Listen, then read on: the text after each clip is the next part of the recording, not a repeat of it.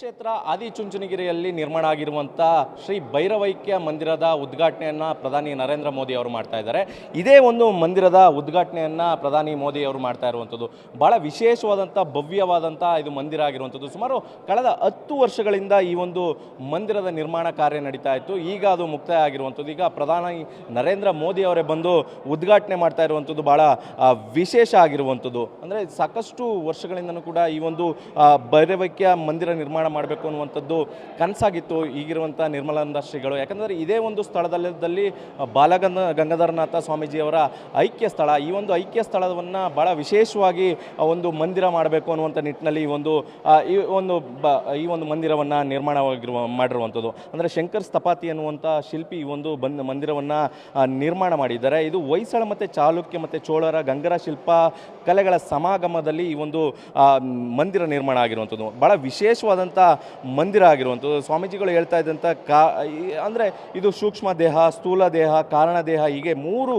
ಕಲ್ಪನೆಗಳು ಒಳಗೊಂಡಂಥ ಈ ಒಂದು ಮಂದಿರ ಆಗಿರುವಂಥದ್ದು. ಈ ಮಂದಿರ ಸಾಕಷ್ಟು ಹಲವು ವಿಶೇಷಗಳಿಂದ ಇರುವಂಥದ್ದು. ಈಗ ಮಂದಿರದ ಉದ್ಘಾಟನೆ ಕಾರ್ಯ ನಡೀತಾ ಇದೆ. ಉದ್ಘಾಟನೆ ಕಾರ್ಯಕ್ಕೆ ಕೆಲವೇ ಕ್ಷಣಗಳು ಬಾಕಿ ಇರುವಂಥದ್ದು. ಈ ಕಾರಣಕ್ಕೋಸ್ಕರ ಕಡೆ ಹಂತದ ಅಂತಿಮ ಕ್ಷಣದ ಸಿದ್ಧತೆ ಕಾರ್ಯಗಳನ್ನು ಕೂಡ ಮಠದ ಸಿಬ್ಬಂದಿಗಳು ಮಾಡ್ತಾ ಇದ್ದಾರೆ. ಯಾಕಂದರೆ ಭಾಳಷ್ಟು ವಿಶೇಷವಾದಂಥ ಈ ಒಂದು ಮಂದಿರ ಸುಮಾರು 10 ವರ್ಷಗಳ ಕಾಲ 80 ಕೋಟಿ ರೂಪಾಯಿ ವೆಚ್ಚದಲ್ಲಿ ಈ ಒಂದು ಮಂದಿರವನ್ನು ನಿರ್ಮಾಣ ಮಾಡಿರುವಂಥದ್ದು. ಸಾಕಷ್ಟು ವಿಶೇಷದಿಂದ ಹಲವು ಕಡೆಗಳಿಂದ ಕಲ್ಲನ್ನು ತರಿಸಿರುವಂಥದ್ದು. ಅಂದರೆ ಸಾಕಷ್ಟು ದಾನಿಗಳು ಕೂಡ ಈ ಒಂದು ಕಲ್ಲನ್ನು ಕೊಟ್ಟಿರುವಂಥದ್ದು. ಅದೇ ರೀತಿಯಂಥ ವಿಶೇಷವಾದಂಥ ಕೆಂಪು ಹಾಸಿನ ಕಲ್ಲುಗಳು ಆಗಿರ್ಬೋದು. ಇದೇ ರೀತಿಯಂಥ ಒಳಗಡೆ ಇರುವಂಥ ಐಕ್ಯವಾದಂಥ ಬಾಲಗಂಗಾಧರನಾಥ ಸ್ವಾಮೀಜಿಯವರು ಐಕ್ಯವಾದಂಥ ಸ್ಥಳವು ಕೂಡ ಕೆಂಪು ಕಲ್ಲಿನಿಂದ ನಿರ್ಮಾಣ ಆದಂಥ ಮಂದಿರ ಇದಾಗಿರುವಂಥದ್ದು. ಒಟ್ಟಾರೆಯಾಗಿ ಈ ಒಂದು ವಿಶೇಷವಾದಂಥ ಮಂದಿರ ನಿರ್ಮಾಣ ಆಗಿದೆ. ಇದಕ್ಕೆ ಉದ್ಘಾಟನೆಗೆ ಕ್ಷಣಗಣನೆ ಆರಂಭ ಆಗಿರುವಂಥದ್ದು.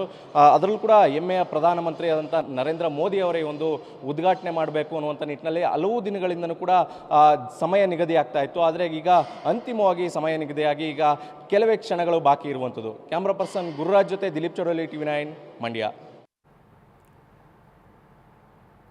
ವಿವಿಧ ಶಿಲ್ಪಕಲೆ ಸಮಾಗಮದಲ್ಲಿ ನಿರ್ಮಾಣಗೊಂಡಿರುವಂತಹ ಮಂದಿರ ಇದು. ಹಲವು ವಿಶೇಷತೆಗಳನ್ನು ಒಳಗೊಂಡಿದೆ ಭೈರವೈಕ್ಯ ಮಂದಿರ.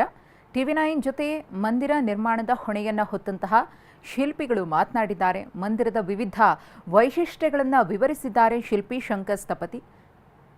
ಮಂದಿರ ನಿರ್ಮಾಣ ನೇತೃತ್ವವನ್ನು ವಹಿಸಿರುವಂತಹ ಶಿಲ್ಪಿ ರತ್ನ ಇವರು.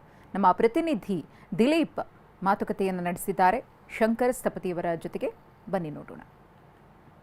ಆದಿಚುಂಚನಗಿರಿಯಲ್ಲಿ ನಿರ್ಮಾಣ ಆಗಿರುವಂಥ ಭೈರವೈಕ್ಯ ಮಂದಿರವನ್ನು ಪ್ರಧಾನಿ ನರೇಂದ್ರ ಮೋದಿ ಅವರು ಉದ್ಘಾಟನೆ ಮಾಡ್ತಾ ಇದ್ದಾರೆ. ಈ ಒಂದು ಭವ್ಯ ಮಂದಿರವನ್ನು ನಿರ್ಮಾಣ ಮಾಡಿದಂಥವರು ಶಿಲ್ಪಿಯಾದಂಥ ಶಂಕರ್ ಸ್ಥಪಾತಿ ಅವರು ನಮ್ಮ ಜೊತೆ ಇದ್ದಾರೆ. ಅವ್ರನ್ನೇ ಮಾತಾಡಿಸ್ತಾ ಹೋಗ್ತೇನೆ. ಸರ್, ಎಷ್ಟು ವರ್ಷಗಳು ತಗೊಂಡ್ರಿ ಈ ಒಂದು ಮಂದಿರ ನಿರ್ಮಾಣ ಮಾಡಲಿಕ್ಕೆ? ನಮ್ಮ ಮಂದಿರ ಮೊದಲು ಇದು ಒಂದು 10 ವರ್ಷ ಮುಂದೆ ಸ್ಟಾರ್ಟ್ ಮಾಡಿರೋದು. ಆವಾಗ ಇದನ್ನು ಎಸ್ಕವೇಟ್ ಮಾಡಿ ಫಸ್ಟ್ ಫೌಂಡೇಶನ್ ಸ್ಟಾರ್ಟ್ ಮಾಡೋದು ಒಂದು 4-5 ವರ್ಷ ಆಯಿತು. ಇದು ಫೌಂಡೇಶನ್ ಪೂರ್ತಿ ಕಲ್ಲಲ್ಲೇ ಮಾಡಿರೋದು. ಒಂದು ಕಡೆ 8 ಅಡಿ, ಒಂದು ಕಡೆ 25 ಅಡಿವರೆಗೂ ಇತ್ತು, ಸ್ಲೋಪಲ್ಲಿತ್ತು. ಅದರಿಂದ ಒಂದು 4 ವರ್ಷ ಆಯಿತು. ಆಮೇಲೆ ಈ ಕೊರೋನಾ ಆ ಥರ ಬಂದಿರೋದ್ರಿಂದ ಆವಾಗ ಸ್ವಲ್ಪ 1-2 ವರ್ಷ ಸ್ಲೋ ಆಯಿತು. ಆಮೇಲೆ ಒಂದು 3-4 ವರ್ಷದಲ್ಲಿ ಇದು ಪೂರ್ತಿ ಫಾಸ್ಟಾಗಿ ರೆಡಿ ಆಗಿದೆ. ಒಂದು 6 ವರ್ಷ ಬೇಕು ನಿಮ್ಮ ಲೆಕ್ಕಾಚಾರದ ಮೇಲೆ, ಕರೆಕ್ಟಾಗಿ ಒಂದು ನಿರಂತರ ಮಾಡ್ಬೋದು 6 ವರ್ಷದಲ್ಲಿ ಮಾಡ್ಬೋದು. ಎಷ್ಟು ವೆಚ್ಚ ಆಗಿದೆ? ಕಲ್ಲೆಲ್ಲ ಎಲ್ಲಿಂದ ತಂದಿರುವಂಥದ್ದು ಇದೆಲ್ಲ? ಕಲ್ಲು ಅಂತ ಹೇಳಿದ್ರೆ ಇದು ಕೆಲವುದು ಕಲ್ಲುಗಳಲ್ಲೆಲ್ಲ ಧಾನ್ಯಗಳೆಲ್ಲ ಕೊಟ್ಟಿದ್ದಾರೆ. ಆಮೇಲೆ ಕೆಲವುದೆಲ್ಲ ಪರ್ಚೇಸ್ ಮಾಡಿದ್ದೀವಿ. ಆಮೇಲೆ ಇದನ್ನು ಒಂದು ಲೆಕ್ಕ ಅಂದರೆ ಇದು ಕರೆಕ್ಟಾಗಿ ಹೇಳೋಕ್ಕಾಗಲ್ಲ. ಇನ್ನು ಅದನ್ನು ಏನು ಇದು ಮಾಡಿಲ್ಲ. ಅದು 50 ಕೋಟಿ ಮೇಲೇ ಆಗಿರ್ತದೆ ದೇವಸ್ಥಾನ. ಆಮೇಲೆ ಕಲ್ಲುಗಳು ಎಲ್ಲ ಇದು ಸಂತೆಕಲ್ಲಲ್ಲಿ ಮತ್ತು ಕೊಯ್ರಾ ಕಲ್ಲು ಮತ್ತು ಇಲ್ಕಲ್ ಪಿಂಕ್ ಅಂತ ಚೆರಿ ರೆಡ್ ಕಲರ್ ಮಾಡಿದ್ದೀವಿ. ಇಲ್ಲಿ ನಮ್ಮ ಗುರುಗಳು ಅವ್ರ ಮನಸ್ಸಲ್ಲಿ ಏನೇನು ಮಾಡಬೇಕಂತ ಅವ್ರ ಇಚ್ಛೆ ಇತ್ತೋ ಅದನ್ನು ನಮಗೆ ಹೇಳಿದ್ದಾರೆ. ಅವರು ಹೇಳಿದ ಮೇಲೆ ನಾವು ಅದನ್ನು ಒಂದು ಡ್ರಾಯಿಂಗ್ ಮಾಡಿ 3D ಮಾಡಿಸಿ ಅವ್ರಿಗೆ ತೋರಿಸಿದ್ದೀವಿ. ಅವರು ಏನೇನು ಎಷ್ಟು ಬದಲಾವಣೆಗಳು ಮಾಡಬೇಕಂತ ಹೇಳಿದಾರೋ ಅದ್ರ ಪ್ರಕಾರನೇ ಈ ದೇವಸ್ಥಾನ ಆಗಿದೆ.